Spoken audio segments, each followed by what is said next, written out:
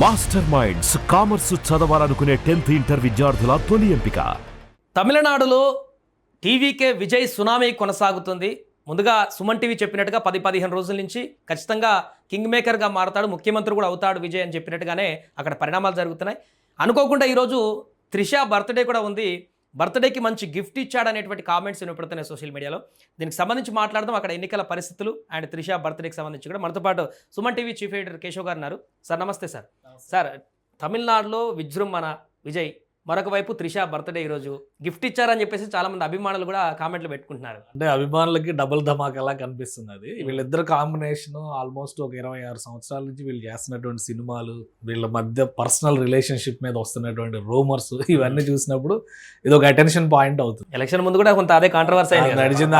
ఆమె ఓటు వేసినప్పుడు కానీ ఇవన్నీ చూస్తే అంటే విజయ్కి అనుకూలంగా చేస్తున్నట్టుగా త్రిష వ్యవహరించింది. At the same time Vijay కూడా ఎక్కడ ఏమి ఖండించలేదు. ఏదో పెళ్లికి వెళ్ళేటప్పుడు కూడా ఆమెను వెంట పెట్టుకొని వెళ్ళారు కాబట్టి ఒక ఫ్రెండ్లీ రిలేషన్ ఉందని మాత్రం మనకు అర్థం అవుతుంది. సో ఫర్దర్ గా అది ఎట్లా లీడ్ చేస్తుంది మనం అప్పుడే చెప్పాలి. బట్ ఇది ఎలక్షన్ కమిషన్ డిసైడ్ చేసినటువంటి డేట్. త్రిష బర్త్డేనా కాదని చూసి చెప్పేది కాదు కాబట్టి సో ఆ రిజల్ట్ వచ్చే టైంకి డెఫినెట్లీ డబుల్ బొనాన్సా అనుకుంటున్నాను నేనైతే. తమిళనాడులో రాజకీయాలకి ఒక భిన్నమైనటువంటి రిజల్ట్ వస్తుంది. ఇప్పుడు ఉన్నటువంటి పరిస్థితిలో దాదాపు 102-103 సీట్ల దాకా లీడింగ్లో ఉన్నాడంటే 118 వస్తే మ్యాజిక్ ఫిగర్ దాటినట్టు. సింగిల్ లార్జెస్ట్ పార్టీగా గవర్నమెంట్ టేకప్ చేయడానికి విజయ్కి క్లియరెన్స్ వచ్చేసినట్టే 118 సీట్లు వస్తాయి. అటువైపు డిఎంకే కూడా చాలా హోరాహోరీ ఇస్తున్నాయి. బట్ డిఎంకే థర్డ్ పొజిషన్కి పడిపోయింది. ఏఐడిఎంకే కూడా ఆ స్థాయిలో వస్తుందని ఎవరు ఊహించలా. అది ఖచ్చితంగా అది అప్రిషియేట్ చేయాలి. ఇప్పుడు విజయ్కి ఏఐడిఎంకే మద్దతు అవసరం అవుతుందా, లేదా డిఎంకే మద్దతు అవసరం అవుతుందా, లేదా విజయ్ సింగిల్ లార్జెస్ట్ పార్టీగా అధికారంలో రావడానికి ఇది ఒక్కటే సస్పెన్స్ ఉంది. ఎందుకంటే అంతా ఈవీఎం మిషన్స్ ఈవినింగ్ అంటే ఇంకొక 2 అవర్స్లో మ్యాక్సిమం క్లారిటీ వచ్చేస్తుంది. నంబర్ కనుక 118 దాటితే ఎవరి మద్దతు అతనికి అవసరం లేదు. సో సీఎం అయితే ఆబ్వియస్లీ ఇక్కడ విజయ్ ఫిక్స్ అయిపోయింది. ఎవరైనా మద్దతు ఇచ్చినా ఫిక్స్ అవుతుంది. ఫిక్స్. అండ్ అలాగే సార్, ఇప్పుడు అంటే కొన్ని నెలల ముందే పార్టీ పెట్టి మనకు అప్పుడు అన్నగారు ఎలా పెట్టారో టీడీపీ, ఆ రకమైనటువంటి ప్రపంచం ఇది ఎవరు ఊహించలేదు. ఒక 20-30 వస్తాయి కావచ్చు, 40 వస్తాయి కావచ్చు, అలా అయినా కింగ్ మేకర్ అవుతాడు అనుకున్నారు. కానీ ఇంత 90, 80, 100 సీట్ల వరకు వచ్చేటువంటి పరిస్థితి ఏం జరిగిందంటారు అక్కడ? అంటే ఎన్టీఆర్ గారు పార్టీ పెట్టినప్పుడు సినారియో వేరు, ఇప్పుడు పరిస్థితులు వేరు. పైగా తమిళనాడులో చాలా మంది రజనీకాంత్ కానీ, విజయకాంత్ కానీ, కమల్ హాసన్ కానీ, వీళ్ళందరూ శరత్ కుమార్ కానీ, వీళ్ళందరూ రకరకాల ప్రయత్నాలు చేసి సినిమా ఇండస్ట్రీ నుంచి వచ్చి ప్రయత్నించి సక్సెస్ అవ్వాలనుకున్నారు. వీళ్ళు ఎవ్వరు కూడా కాలేదు. విజయ్ రైట్ టైం చూసి అడుగు పెట్టాడు. రజనీకాంత్ గారు ఏదో పార్టీ పెడదాం అనుకున్నారు. బట్ ఆ టైంలో ఏంటంటే అది రాంగ్ స్టెప్ అయి ఉండేది. బలంగా అక్కడ జయలలిత ఉన్నారు, కరుణానిధి ఉన్నారు, అలానే మిగతా పార్టీలు కూడా అంతో ఇంత. ఎందుకంటే డిఎండికే కానీ అప్పట్లో రజనీకాంత్ పార్టీ పెట్టాలనుకున్నప్పుడు ద్రవిడ పార్టీలో గ్రూపే ఒక 7-8 గ్రూప్, తమిళ మానిల కాంగ్రెస్ లాంటి, మూపనార్ లాంటి నేతలు వీళ్ళందరూ ఉన్నారు. అంటే అక్కడ ఎంటర్ అవ్వడానికి అంత స్కోప్ లేదు. కానీ ఇప్పుడు విజయ్కి స్పేస్ ఉంది క్లియర్గా. జయలలిత వెళ్ళిపోవడం, ఏఐడిఎంకేలో ఒక అనిశ్చిత వాతావరణం, లీడర్షిప్ని యాక్సెప్ట్ చేసేటువంటి పరిస్థితి లేకపోవడం, డిఎంకేలో కరుణానిధి గారు లేకపోవడం, స్టాలిన్ వచ్చి ఆయన ఇది ఫస్ట్ టైం ఆయన సీఎంగా వచ్చారు. సో ఆయన పవర్, ఆయన ఏ విధంగా పరిపాలించారు అనేది క్లారిటీ వచ్చేసింది ప్రజలకు. 5 ఏళ్లలో వాళ్ళ పరిపాలనా విధానం అంతా కూడా ఆకలింపు చేసుకున్నారు కాబట్టి ఒక క్లారిటీ ఉంది. ఆ స్పేస్ని విజయ్ కరెక్ట్గా వాడుకున్నాడు అనేది మనం అర్థం చేసుకోవాల్సింది. ఎన్టీ రామారావు గారి ప్రపంచం అది చాలా డిఫరెంట్ ప్రపంచం. 294 సీట్లలో దాదాపు 201 సీట్లు గెలిచి ఫస్ట్ ఎలక్షన్లో 9 నెలల్లోనే మొత్తం పార్టీ పుట్టుక అనే చర్చ మొదలుపెట్టి 9 నెలలకే ఆయన ఖతం చేశారు. ఇప్పుడు ఈయనంటే 1 ఇయర్ పైనే, 1.5 ఇయర్ దాదాపు అయింది. ఒక 2 ఏళ్ల నుంచి తర్జన భర్జన జరిగింది. బట్ సింపతి ఓటింగ్ అనేది విజయ్కి బాగా కలిసి వచ్చింది అనేది నాకు అనిపిస్తున్న ఫ్యాక్టర్. ఎందుకంటే ఈ స్పేసెస్ ఇవన్నీ పొలిటికల్, ఒకరి మీద ఒకరు విధానపరమైనటువంటి పోరాటాలు ఇవన్నీ పక్కన చూస్తే విజయ్ని కొన్ని వర్గాలు విపరీతంగా టార్గెట్ చేసింది. అది విజయ్కి కలిసి వచ్చింది. చివరికి వాళ్ళ ఇంట్లోనే శత్రువులు. ఇప్పుడు ఆయన పర్సనల్ విషయాలు వేరే ఉంటే ఉండొచ్చు కానీ బట్ ఇది రైట్ టైం కాదు కదా. 23 ఏళ్ళు 24 ఏళ్ల బంధం, వాళ్ళు బయటపడేటువంటి క్రమంలో జరిగిన విధానం కానీ, ఇతను cinema release, Jana Nayagan cinema release దాదాపు 1.5 ఏళ్ల నుంచి దాని మీద గొడవ నడుస్తూనే ఉంది, మారుతూనే ఉంది. చివరికి ప్రొడ్యూసర్ల చేతులు ఎత్తేసే పరిస్థితి వచ్చింది. అంటే అతను ఎటు కదలనివ్వకుండా ఫ్రీజ్ చేసేటువంటి ప్రయత్నం అధికారంలో ఉన్నటువంటి నాయకత్వం చేసింది అనే సింపతి ప్రజల్లోకి వెళ్ళింది. రెండో ఫ్యాక్టర్ ఏంటంటే జెన్జీ. ప్రతి చోట జంజీ ఉద్యమం. అవును. 2000 సంవత్సరం తర్వాత పుట్టిన వాళ్ళందరూ ఇప్పుడు ఓటర్స్ అవును, వారంతా మార్పు కోరుకునే పరిస్థితిని ఉన్నట్టు ఖచ్చితంగా వీళ్ళకి తెలియదు జయలలిత గారు ఏం చేశారు, ఎంజీఆర్ గారు ఏం చేశారు వీళ్ళకి తెలియదు. చూసారు వాళ్ళు. సో ఇప్పుడున్న ట్రెండ్ లో ఇతను వాళ్ళకి రైట్ యంగ్ ఐకాన్ గా కనిపించవచ్చు. ఎందుకంటే విజయ్కి మొత్తం మీద 51 ఏళ్ళు ఎంత ఉంది, అంతకంటే ఎక్కువ లేదు ఆయన ఒకవేళ సినిమా కెరీర్ ని కంటిన్యూ చేయాలంటే ఇంకా ఒక 10 సంవత్సరాలు నికరంగా హీరోగా ఉండేటువంటి అవకాశం ఉంది. బట్ అతను వచ్చాడు. సో అది ఒక హీరోయిక్ యాక్ట్ కింద జెన్జీ గ్రూప్స్ అన్ని కూడా యాక్సెప్ట్ చేసి ఉంటాయి. ఇంకోటి క్లీన్ ఇమేజ్. ఆయన ఏం మాట్లాడుతున్నాడు, birth of all is equal, అంటే ప్రతి ఒక్కడు పుట్టుకతో సమానం, ప్రతి ఒక్కడికి మేము న్యాయం చేస్తామని చెప్పని టీవీకే తరపున వాళ్ళు తీసుకునేటువంటి ప్రధానమైన స్లోగన్. మిగతా పార్టీలు ఎంతసేపు ద్రవిడ రాజకీయం లేదంటే పాత అనమాట, లేదా సనాతన్ వర్సెస్ ప్రోగ్రెసివ్ అని చెప్పి ఇవే వెళ్తున్నాయి. ఇవన్నిటిలోకి విజయ్ ఫార్ములా కొత్త అంశంగా కనిపిస్తుంది. ఆయన ప్రజల్లోకి వెళ్ళిన విధానం కానీ, ఆయన నిర్వహించినటువంటి సభలు కానీ, చివరికి ఆయన సభా వేదిక దగ్గర దొరకడం జరిగితే కూడా కేసులు పెట్టి ఎంక్వైరీలు చేశారు కదా.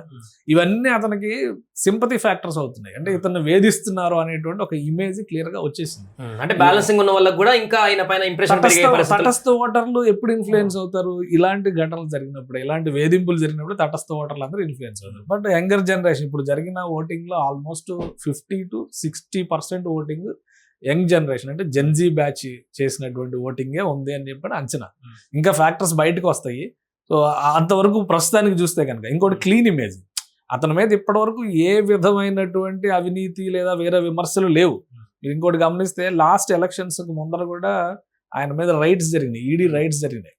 ఆయన దగ్గర అంటే సినిమా ఆర్టిస్ట్ గా ఉన్నప్పటికే రైట్స్ జరిగినాయి. ఆయన దగ్గర డబ్బులు స్వాధీనం చేసుకున్నారు, అన్అకౌంటెడ్ మనీ అన్నారు, మళ్ళీ ఈయన లెక్కలు చూపించుకున్నాడు, రకరకాల కుస్తీలు పడ్డాడు. సో ఇవన్నీ కూడా ప్రజల్లో చాలా బలంగా వెళ్ళినాయి అనేది క్లియర్ గా కనిపిస్తుంది. పర్సనల్ వ్యవహారం విషయంలో కానీ, రాజకీయంగా చేసినటువంటి ప్రకటనలు కూడా ఆయనను వ్యక్తిగతంగా టార్గెట్ చేసినవి ఎక్కువ ఉన్నాయి.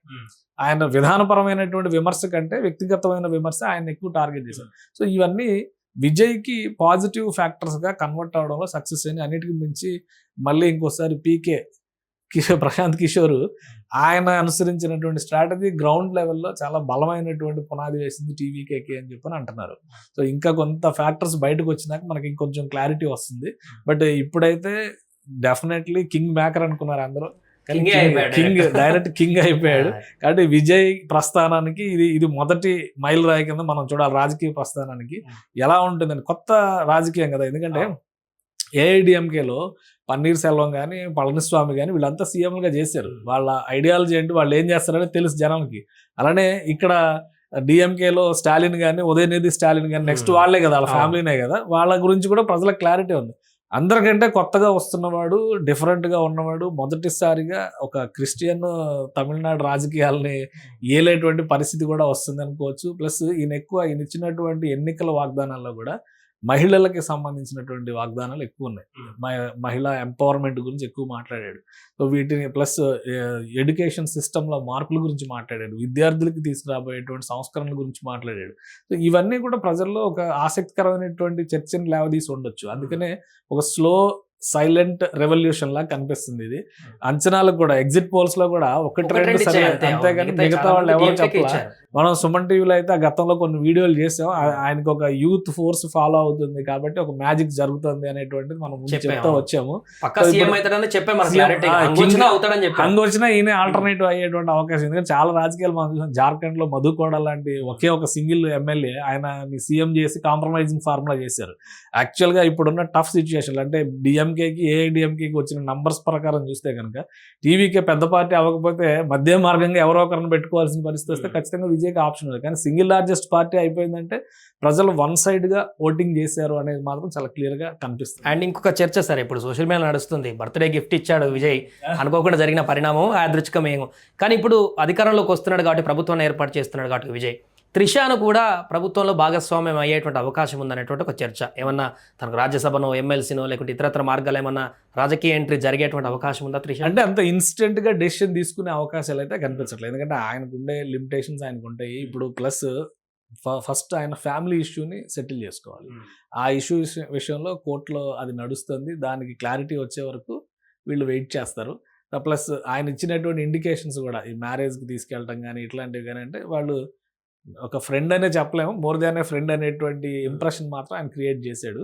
రాజకీయంగా ఇన్వాల్వ్మెంట్ అనేది త్రిష ఇంట్రెస్ట్ ని బట్టి ఉంటుంది. ఆమె ఏదో జ్యోతిష్యాలు నమ్ముతుంది, ఆమె రాబోయే రోజుల్లో జయలలిత నిన్న తిరుపతి కూడా పోయినట్టు ఇట్లాంటి ఆమె పుట్టినరోజు సందర్భంగా ఆమె తిరుపతి దర్శనం చేసుకొని వచ్చింది. సో అన్ని కలిసి వచ్చినాయి అనమాట ఆమెకి.